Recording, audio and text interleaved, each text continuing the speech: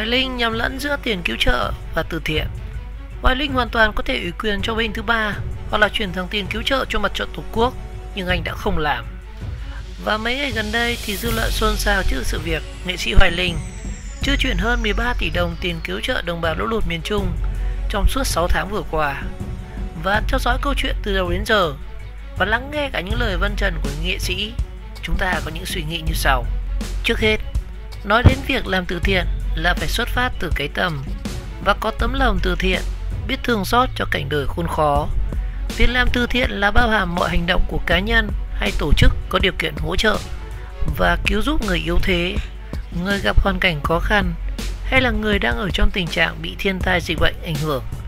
Và cứu trợ là một trong các hành động làm từ thiện. Việc cứu trợ tình huống cấp bách đang diễn ra, người cứu trợ phải có hành động thiết thực để đáp ứng luôn và ngay lập tức để hỗ trợ và giảm đến tối thiểu những khó khăn tổn thất tài sản, thậm chí là cả tính mạng của con người. Như chúng ta đã biết, tại thời điểm tháng 10 năm 2020, miền Trung hứng chịu những trận lũ lịch sử. Người dân các tỉnh như là Nghệ An, Hà Tĩnh, Quảng Bình, Quảng Trị, Thừa Thiên Huế đã phải từng giờ, từng giây, từng phút trực tiếp hứng chịu tác động bởi thiên tai, và có nơi mưa đến 8.000 mm, vô vàn các căn nhà ngập trắng trong nước lũ, gia súc chết trôi nổi trên các mặt nước, và nhiều người dân đã phải ngâm mình trong nước giá lạnh, cái đói và cái rét. Và trong tình cảnh đó thì người ta chỉ mong từng cái bánh mì, từng gói mì tôm hay chai nước để có hy vọng sinh tồn qua cơn khốn khó. Và tại thời điểm đó thì người dân mới cần sự giúp đỡ hơn bao giờ hết của đồng bào trên mọi miền của đất nước, chứ không phải đến nay khi cơn lũ đã đi qua tới hơn nửa năm và người dân đã phần nào khôi phục lại cuộc sống. Hoài Linh làm từ thiện nhưng chưa chuyên nghiệp. Chúng ta tự hình dung khi lũ lụt qua đi và người dân mất nhà mất cửa thì họ phải dựng lại từ cái chuồng lợn, chuồng gà và sửa sang đồ đạc, vận dụng sinh hoạt, từng cái bát cái đũa bị lũ cuốn trôi, rồi cần sắm sửa lại rất nhiều thứ.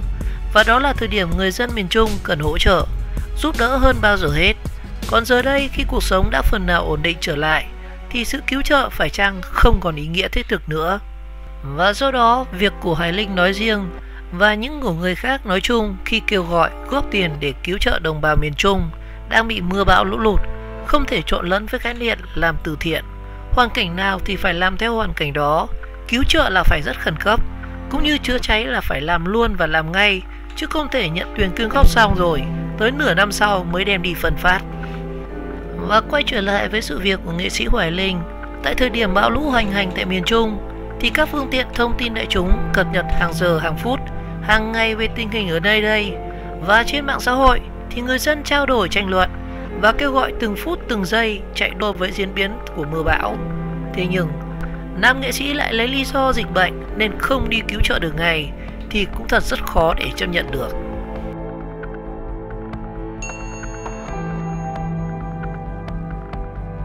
Hoài Linh nên xử lý như thế nào với hơn 13 tỷ đồng từ thiện? Còn nếu nói về lý do sức khỏe không đảm bảo thì lại càng không nên đứng ra kêu gọi cứu trợ để làm gì. Hoặc là nếu vì lý do bất khả kháng nào đó không trực tiếp đi cứu trợ được thì nghệ sĩ hoàn toàn có thể tiến hành ủy thác cho một số bên có uy tín để làm thay. Hoặc là đơn giản hơn rất nhiều, Hoài Linh có thể chuyển thẳng lập tức số tiền quyên góp này tới tài khoản của Ban Cứu trợ Trung ương hay là Mặt trận Tổ quốc Việt Nam. Và đáng tiếc thì nghệ sĩ đã không làm như vậy và để mọi chuyện đi quá xa như ngày hôm nay. Và giờ đây thì mọi lời giải thích, mọi lý do Hoài Linh đưa ra và rất khó có thể làm nguội bớt đi ngọn lửa giận dữ của phần đông công chúng.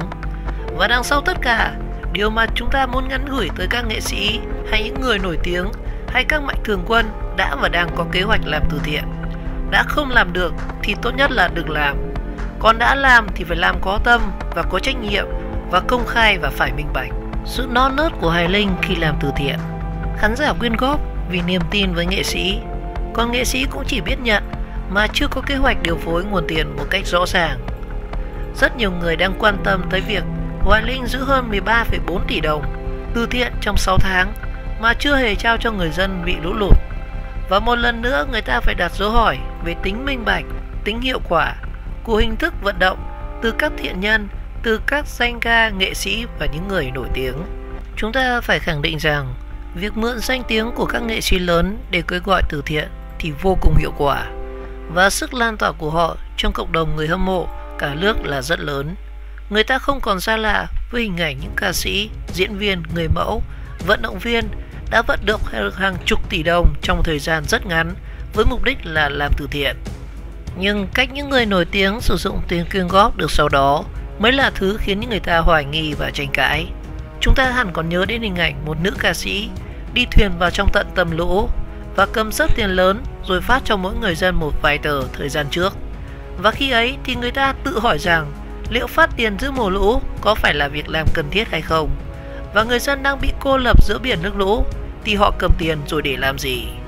Và khi không có danh sách chính xác trong tay thì nghệ sĩ và những người nổi tiếng liệu có đảm bảo 100% số tiền mình phát ra được đến đúng cách và đúng hoàn cảnh cần giúp đỡ, và liệu có bỏ sót ai hay không? Và câu chuyện rắc rối của Hoài Linh khiến người ta một lần nữa phải đặt dấu hỏi rằng các nghệ sĩ đã dùng tiền từ thiện vào những việc gì, và việc giữ tiền từ thiện trong suốt 6 tháng dù vì lý do chính đáng nhưng vẫn rất khó có thể thông cảm. Và đó là chưa kể mang tên là ủng hộ đồng bào vùng lũ, nhưng lũ đã qua nửa năm rồi và vẫn chưa thấy tiền đâu. Vậy có mục đích đúng với ý nghĩa ban đầu hay không? Chuyên nghiệp hóa từ thiện để ngăn chặn trục lợi. Thực ra thì chuyện nghệ sĩ tham gia vào các hoạt động từ thiện là một hành động đẹp và rất ý nghĩa, thể hiện sự chia sẻ và trách nhiệm với cộng đồng và rất đáng được hoan nghênh. Tuy nhiên thì việc nghệ sĩ tham gia vào các hoạt động thiện nguyện hiện nay chủ yếu là kiểu tự phát, rất thiếu kế hoạch, chuẩn bị và tổ chức. Thế nên mới có chuyện nghệ sĩ sắn quần sắn áo vào vùng lũ hay đi thuyền lòng vòng để tìm được bóng người và ném đồ từ thiện. Tất nhiên, không thể cho rằng các nghệ sĩ tư lợi gì ở việc làm từ thiện này. Thứ nhất, ở vị trí và độ nổi tiếng của họ thì tiền không thiếu. Họ chẳng đến mức phải đi ăn chặn tiền từ thiện để làm gì. Và chưa kể, đánh đổi danh tiếng gây dựng gần mấy chục năm và để đổi lấy một chút tiền từ thiện như Hoài Linh đã chia sẻ, liệu có đáng hay không? Mà vấn đề ở đây đó chính là hành động của các nghệ sĩ là quá tùy hứng và thiếu sự chuẩn bị, thiếu chuyên nghiệp và thiếu cẩn trọng. Và đôi khi thì nghệ sĩ huy động từ thiện vì sự nhạy cảm mà quên đi mất những yếu tố khác rất cần thiết, đó là sự minh bạch và một kế hoạch chuyên nghiệp. Chúng ta cũng có thể hiểu cho những lời bộc bạch của Hoài Linh.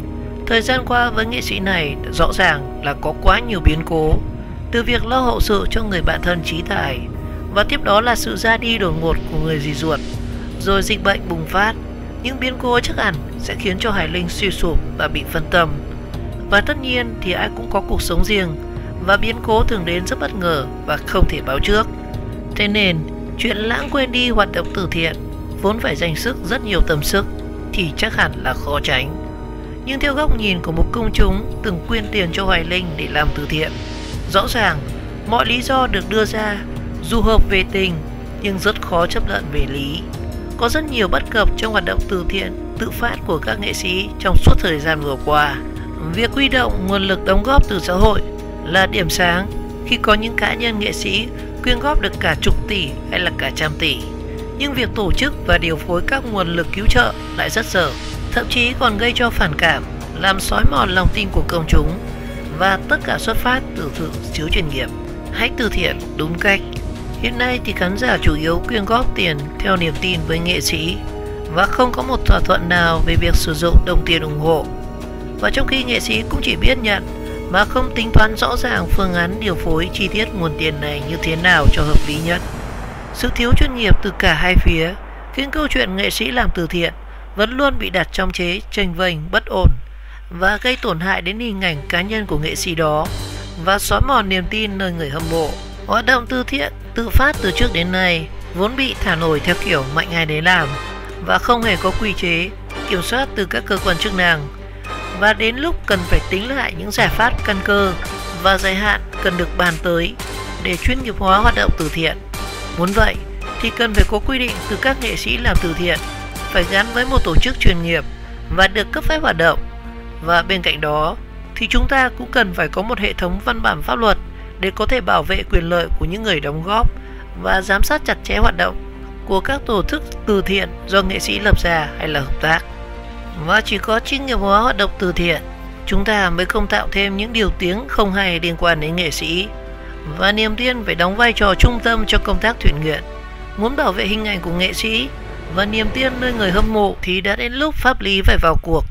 Bằng không, sẽ lại có hàng chục tỷ, hàng trăm tỷ quyên góp nằm yên trong tài khoản ngân hàng của một nghệ sĩ nào đó mà chẳng ai hay.